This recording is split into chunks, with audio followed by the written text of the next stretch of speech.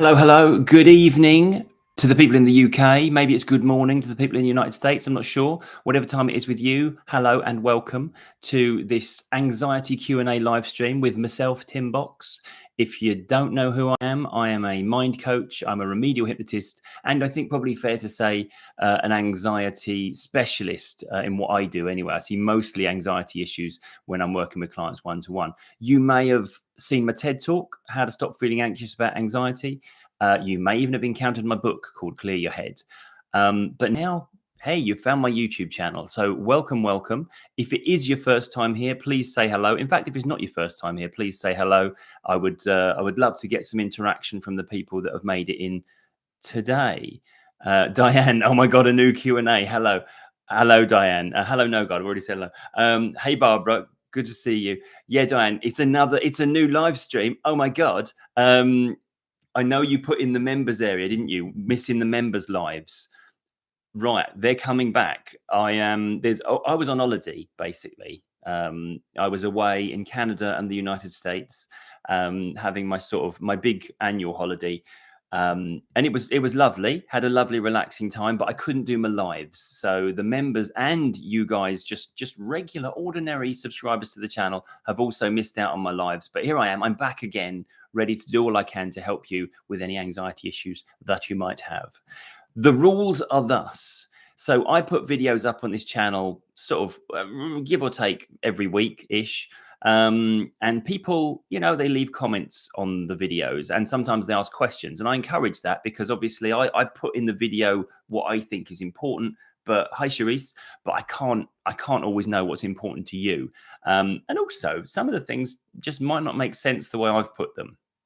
So please feel free, whenever you watch one of my videos, chuck a question in, or just chuck in a topic you'd like me to cover in one of the other videos. But anyway, so I get some questions. Some of them I answer in the comments, but others, I think I tend to save them for the live Q&As as best I can, because as with a lot of these things, it's okay to put a quick sentence answer, but it's often better to expand upon it a little bit and go into a bit more detail for people. So I've got a few questions here that people have put in the comments in the last few weeks that I'm going to sort of work my way through.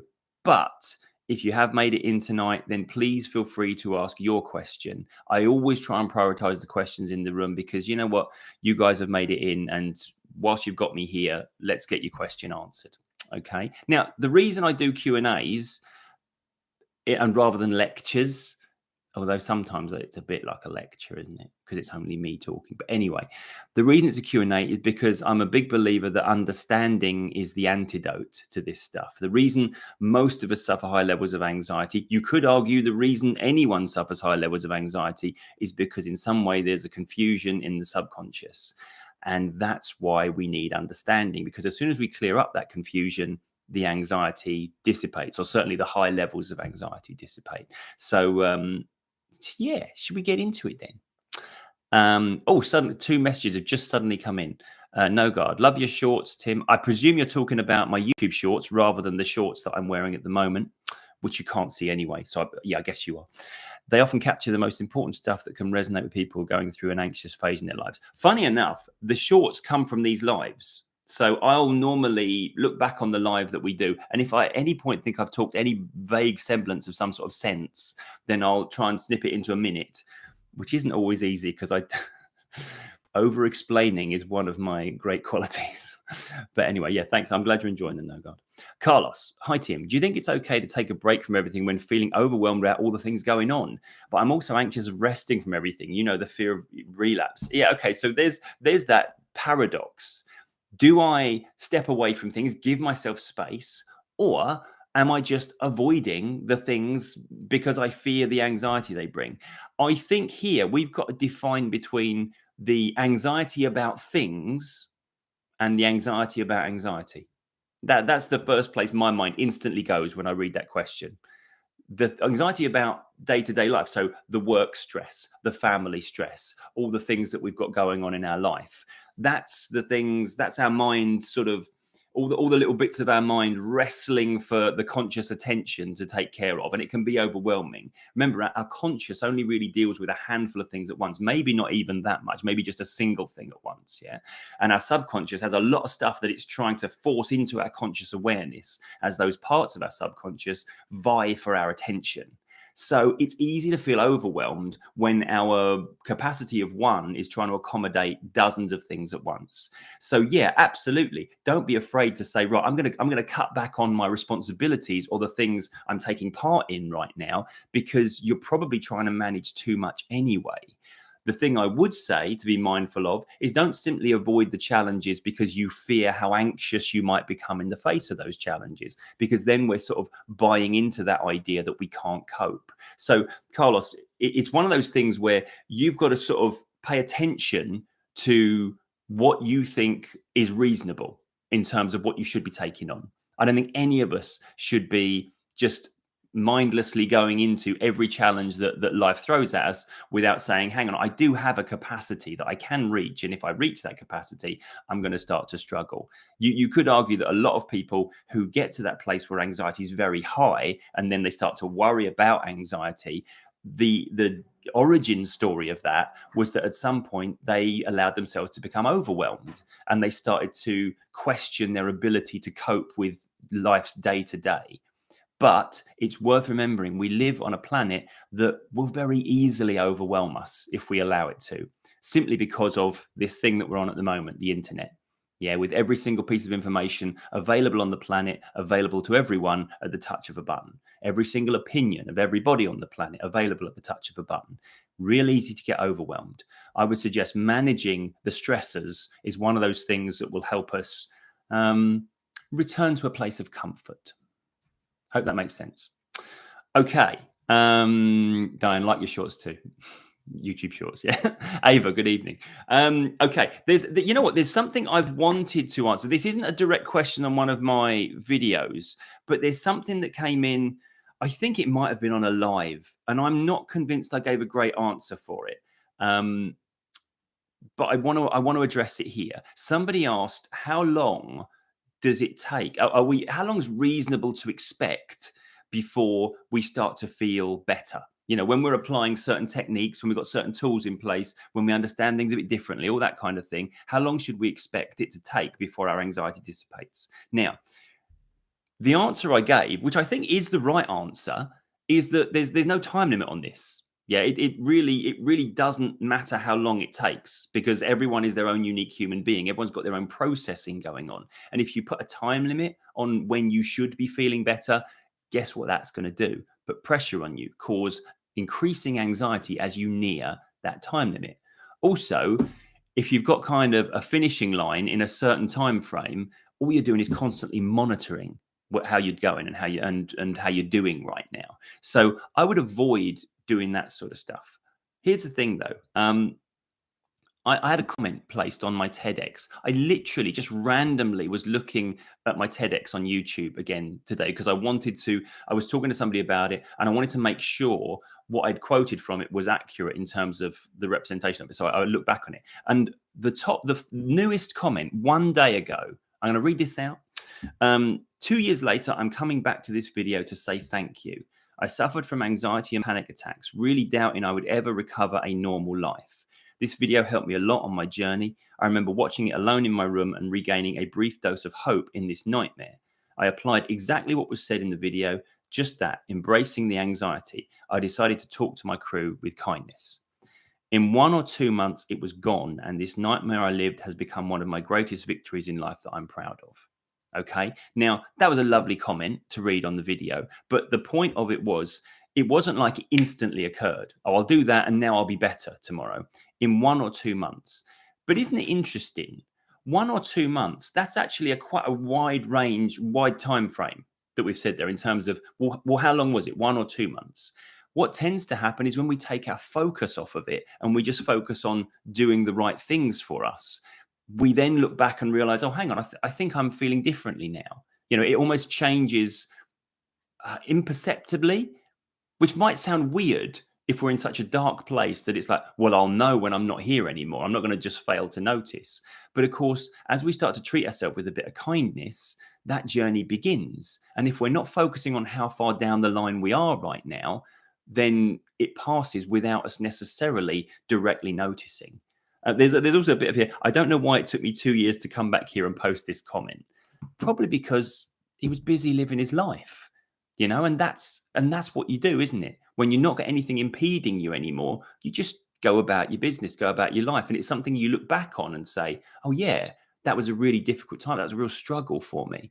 Yeah. So I guess the point I'm making here is there is no time limit on this, and don't put a time limit on it. Just allow yourself to take the steps you need to take. And again, discouraging you from constantly monitoring how far you're doing, because again, that increases your anxiety. It puts pressure on you and potentially makes you more anxious than you would otherwise need to be. Okay. So I thought I'd share that with you because it just came up today. I thought, oh, I'm doing a live today. Why don't I chat about that? Okay, so Diane, you've put anxiety definitely goes in waves with me. Yeah, you know what? I think that's because you're one of those human being things, Diane. Yeah, and you have sometimes in life when life isn't a challenge. Sometimes you'll have days that are a challenge. Sometimes you'll just feel better for seemingly no reason. Other times you'll just feel worse for seemingly no reason. And I think the danger here is that we do this constantly monitoring thing. I know some people, and I've got a friend who does this, who has a little a journal, but it's like a mental health. She's got a page that's mental health, and she's got little highlighter pens. Yeah, and green means a good day, amber means a okay day, red means a bad day or something mental health wise.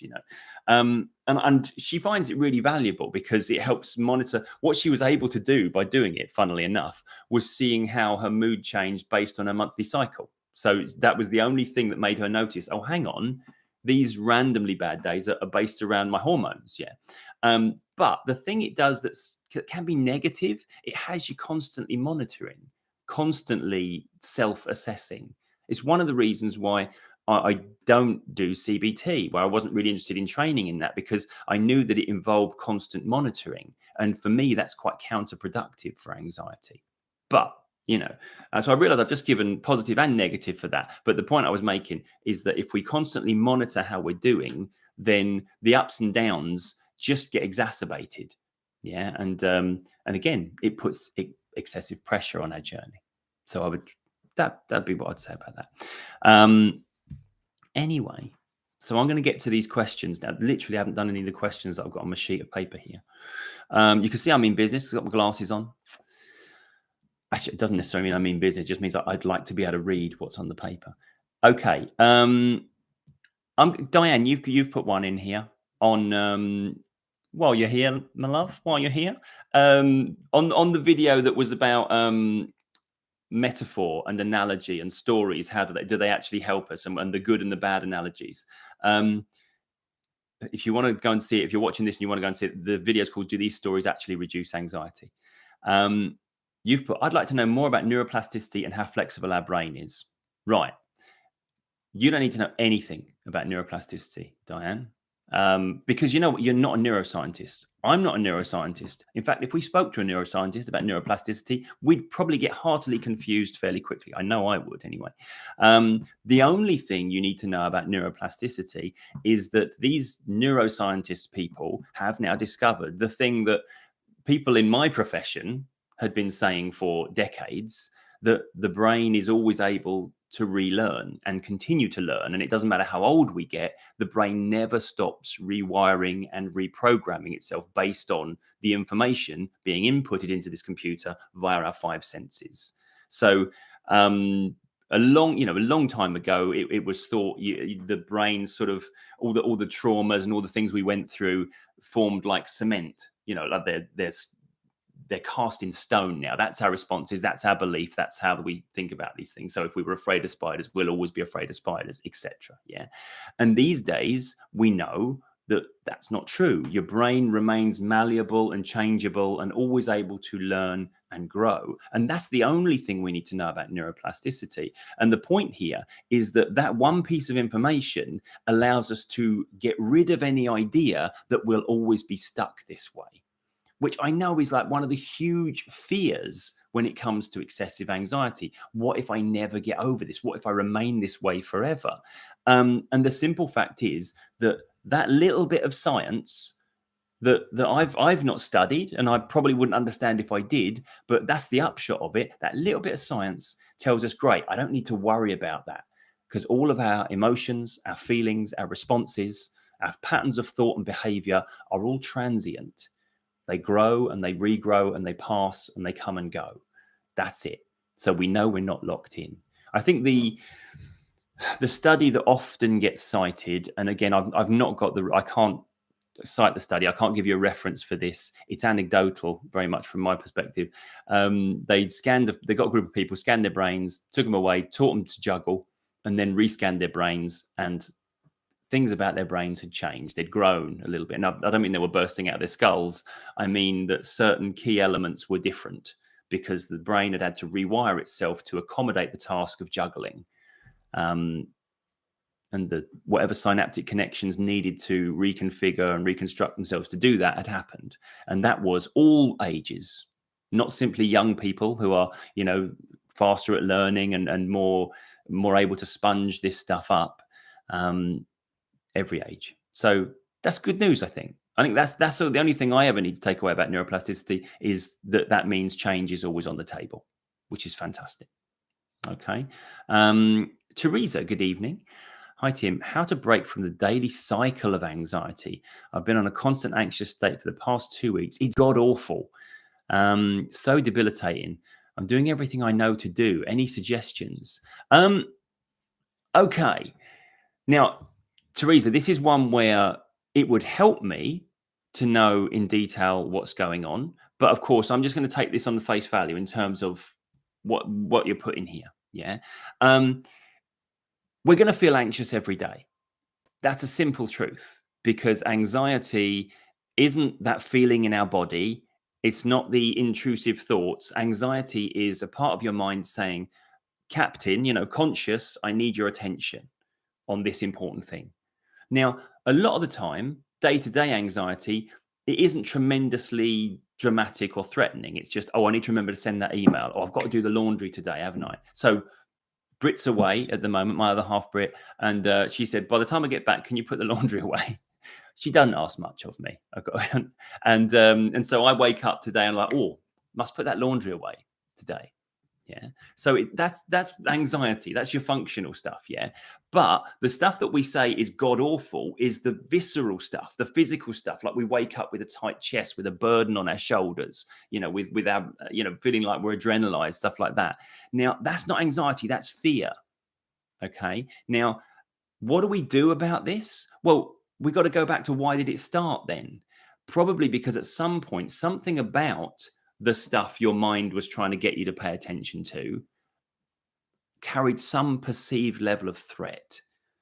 And as a result, that changed from anxiety to fear.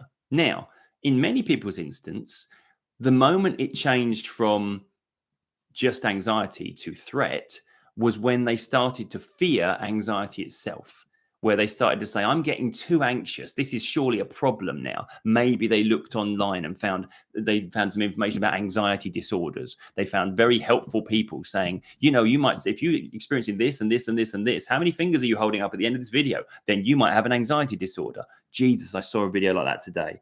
It took everything I could not to just put a shitty comment on it.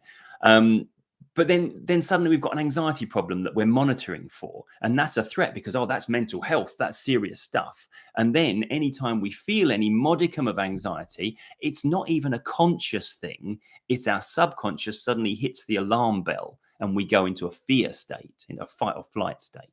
Okay. So when it comes to what do I do about this day to day, the thing you need to do probably, I say need to do, that's a bit aggressive, isn't it? The thing you can do is simply remind yourself that at the moment, there's nothing wrong with feeling those physical feelings, with feeling high anxiety about stuff. And it might come with thoughts as well. Don't get me wrong. I'm not just saying it's physical. I'm not trying to dismiss that, but I'm saying whatever's going on, there's nothing wrong with that. Because at the moment, Teresa, the one thing you've told me there is that you're very aware of how anxious you feel. So that's going to be your main point of focus. When we say, what am I anxious about? Primarily, number one on the list, my anxiety. Right. Take that off the list. There's nothing wrong with you anxiety wise. Your mind is having a healthy response to perceived threat. If you were to remove the perception of threat, it would stop. The reason it's not at the moment is because you still perceive the day-to-day threat. Yeah. So I don't know if that's helpful, because you probably were after some practical tips of, what should I do in the morning? Then what should I do in the afternoon? That kind of stuff. But that's how you break the cycle. Okay. Because it's a feedback loop. You get anxious, you recognize you're anxious, then you get anxious about your anxiety. And then as you get more anxious, you recognize you're getting more anxious, you get anxious about the increased anxiety. And it just becomes that it takes your anxiety levels from, the 2 or 3 out of 10, where normally they might exist for whether you've got a very boring day or an important day, and they take them to the 7, 8, 9, 10 out of 10. Yeah, because it's just constantly feeding back into itself. So the way you break that cycle, you invalidate one of the beliefs that perpetuates it. And the main belief that perpetuates it is there's something to fear from feeling excessively anxious, and there's nothing to fear at all. Yeah. I hope that helps. I hope that is of value to you. Ava, you've put same here, Teresa, for no reason. Here's the thing. When we perceive anxiety to be there for no reason, I know some people online will say an anxiety can strike at any time for no reason, and that's okay. It's never for no reason. Simple as that. There's always a reason. Not necessarily a reason that's logical or a reason that we're consciously aware of, but there's always a reason why our mind is freaking out about something. Doesn't do it for no reason, because if it did it for no reason, that means there's something wrong with me. And there isn't. Yeah, just at the moment, your mind's making a mistake. Maybe look, the reason actually you're looking at it and saying, well, I don't think I should feel that anxious about that thing. But mistakes are fine. Again, we're one of those human being things, aren't we? So we're going to make mistakes. Our mind is going to get unnecessarily concerned about something that actually doesn't warrant that amount of concern. Happens all the time. If we don't regard that as a malfunction or any sort of maladaptive response, if we just allow mistakes to be there, then we can let go of the fact there's something wrong with us and just get on with the functional process of, right, what's my mind anxious about? What's it? And if the answer is anxiety, then okay, that's all right. Be kind to yourself, be that sort of, do your self-parenting. Yeah, you've got a frightened child in there. Be kind to yourself. Say, that's okay, we're safe. All is good. Yeah. I hope that makes sense. That makes sense as well. Okay. You know what I find weird about these lives? I'm going to tell you that right now. You hear me say, I hope that makes sense a lot of the time. That's what I say if I'm talking to somebody and they're not responding as if they're acknowledging what I'm saying. And of course, I say it all the time because I'm just looking at myself and I can't see if people on the other end of the internet are going, or if they're going like that. So yeah. But anyway, if you're, I was going to say, if you're enjoying this live, if you're getting something from this live, please hit the like button. All the likes help the algorithm decide that this is worth sharing with other people. I had somebody else. I keep getting comments on my videos like, "Oh, this is your channel's going to be huge. This is going to blow up." It's like, can you tell the algorithm that? Because it's just like it's growing steadily. But it's getting there. Right, Loz. Same here, Diane. In a higher phase at the moment due to an ongoing ailment that I've got to be patient with and not catastrophize about, which I find hard to do. See, Loz, you know where your higher level of anxiety comes from. Okay, so it's it's a health thing. You recognize that, and so you're trying not to catastrophize. And again, so now we're managing the thing I'm anxious about. Okay, so the last thing I was talking about was managing being anxious about anxiety. Now we're managing the direct thing we're anxious about. So, if I was working with someone like yourself, Loz, who was having worries about that, I'd be giving you some insights like, right, well, let's only focus on the things we can control. We're doing all we can with our health. We attend the appointments when we need to, and we get things done. And also, let's remind ourselves of our resilience and our ability to cope with life struggles. Yeah, we're probably better at coping than we give ourselves credit for when we're feeling a bit low health-wise. Yeah, so those sorts of things. But that's the thing of managing, I'm anxious about a thing, like health anxiety or social anxiety or stuff like that. What we've talked about so far on the live before that has all been about what we call the second fear, the anxiety about anxiety. Yeah, and to put it very simply, in massively reductively, but at the same time in probably a way that's useful to you, The anxiety about anxiety, the second fear, it tends to be the stuff that goes above 5 out of 10. Yeah, the very high stuff. If it's just I'm anxious about this thing, then it probably at times goes down to 1 or 2 when life's pretty boring, or even 0 when we're just, we're laying on the beach on holiday, that sort of thing. Yeah. But then if it gets high, it's because we're in a challenging phase like Loz is in at the moment. We've got something going on in life that's quite difficult. People talk about a divorce or buying a new house or getting a new job. Those are times when our anxiety might naturally spike a little bit louder because we've got a new major concern in our life. So then we do okay, how do I manage that day to day? Because I can't take the challenge away. I just need to work on me and my perceived ability to cope with the challenge. Okay. And again, if we've had experience or we've had a history of high anxiety, when life throws us the extra challenge, we sometimes stop focusing on the challenge because, I'm getting too anxious. Is my anxiety returning? No, you're going through something that warrants a higher anxiety response. Your subconscious or your crew, for those of you that know that analogy, they're sort of, whereas they normally might just nudge you quietly about the things they got to remind you to do, they're having to nudge you a bit more forcefully because, this is important, consequences, stakes. Yeah. So, and that's all it is. So it's not anything we have to worry about. I'm responding this way. We just simply focus on how do I want to manage this? Cool. No, God, I agree. There's always a reason, but it could be hard to spot in the midst of all the confusion caused by an anxious stroke frightened state. Right. No, God, you've just prompted me. There's another question on the list here, which I might as well answer while we're on that subject. This is on my 5 simple tips video, which was my recent video. Head over there, view it, like it, comment it, that sort of thing. When we're in such a high state of anxiety, how do we best get ourselves to the mindset to absorb the information?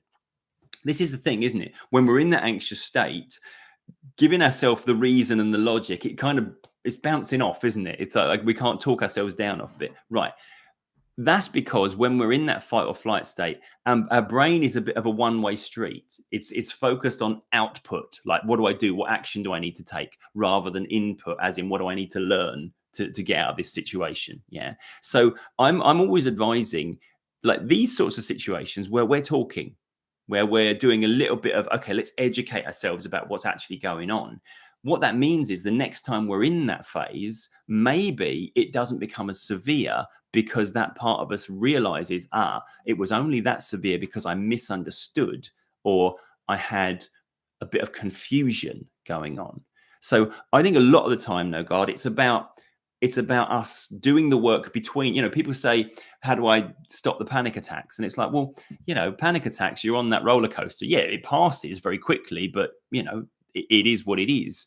Ideally, though, if we do the work when after the panic attack, we won't have another one because the reason why our mind was freaking out about it doesn't apply anymore, that sort of stuff. And I think a lot of the time that's what we're looking to do. Because if you get this stuff in there at a belief level, as in, oh, right, this is how it is, then your mind was only responding differently because it thought that was how it was instead of this new idea.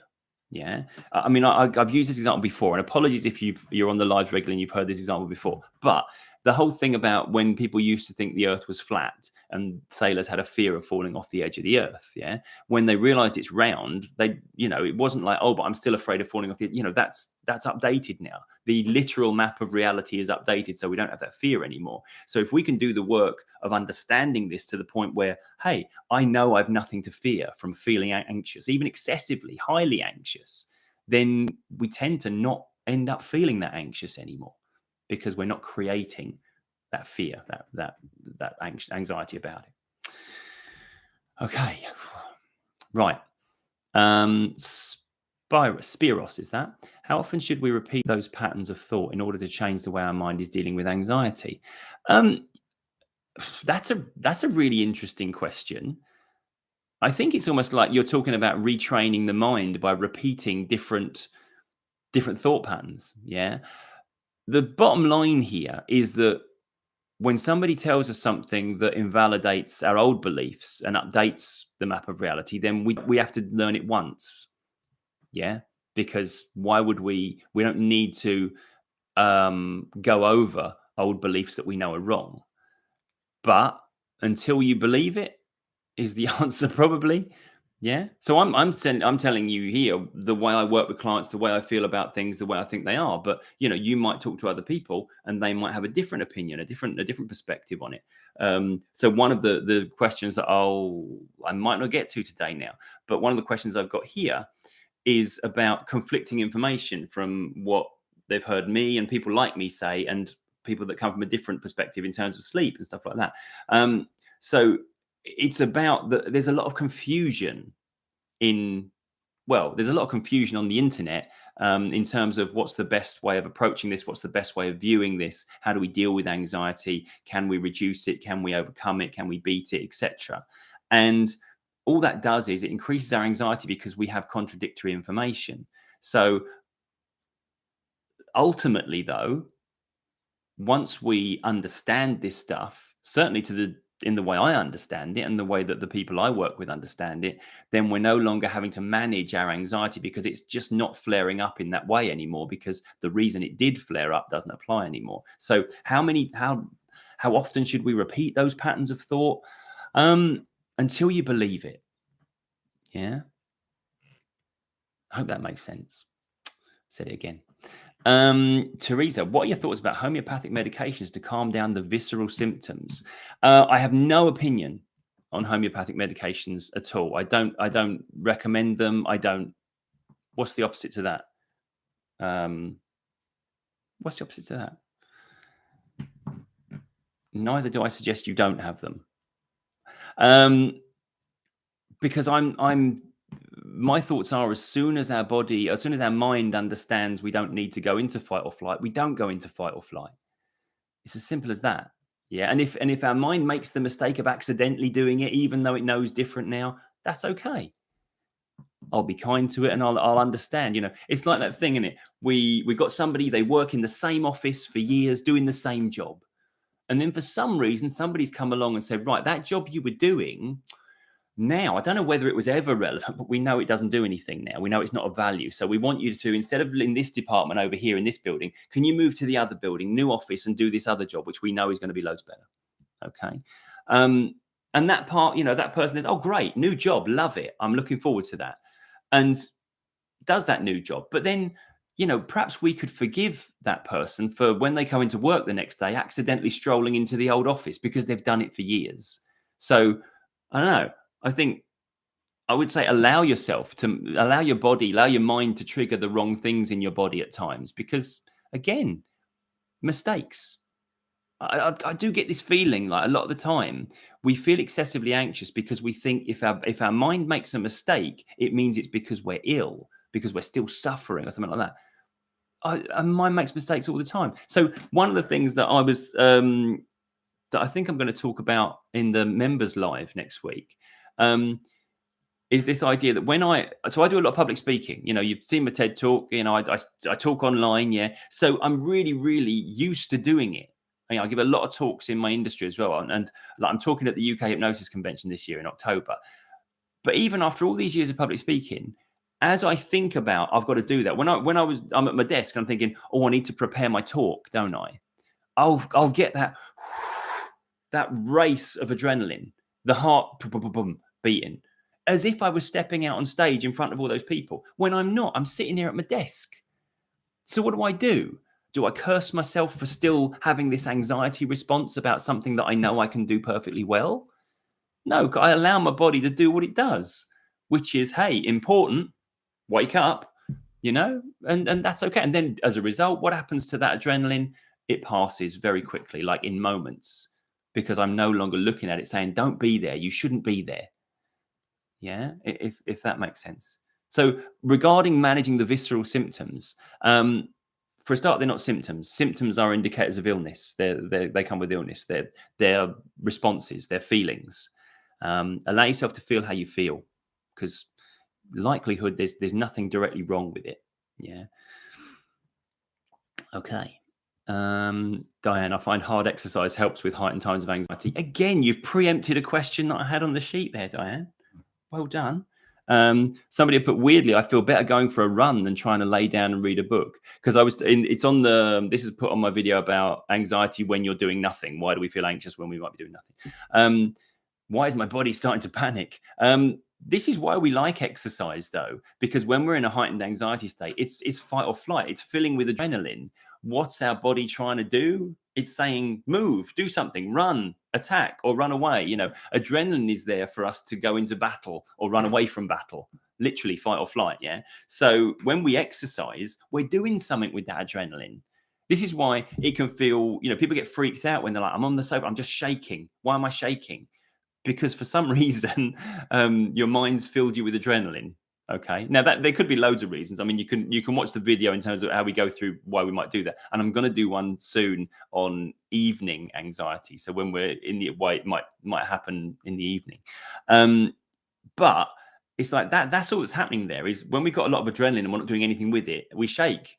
Yeah. It's like if I do a 60-second talk, so I get the rush of adrenaline to go up and do a talk. By the time I've sat down, the adrenaline's still there because it hasn't been able to dissipate and I haven't done anything with it. So I'm shaking. And it's not because I've been terrified. It's just because my body's doing what it does when you stand up and do something important, But yeah, that's why exercise can feel better than just sitting there doing nothing, because it's responding to the call to do something with this adrenaline. Yeah. But yeah, great stuff.